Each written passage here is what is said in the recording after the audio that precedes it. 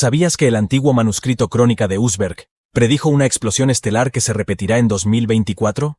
Se trata de la primera evidencia histórica de una nova recurrente, fenómeno astronómico muy raro que hace que una estrella brille con mucha más intensidad durante días.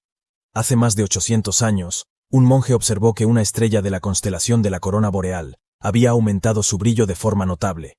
Lo registró en una crónica como una señal maravillosa. Se trata del primer avistamiento conocido de la nova TCRB, estrella que expulsa periódicamente materia de una compañera más grande, produciendo destellos regulares cada 80 años. El último destello se produjo en 1946, y se espera que vuelva a ocurrir a fines de 2024.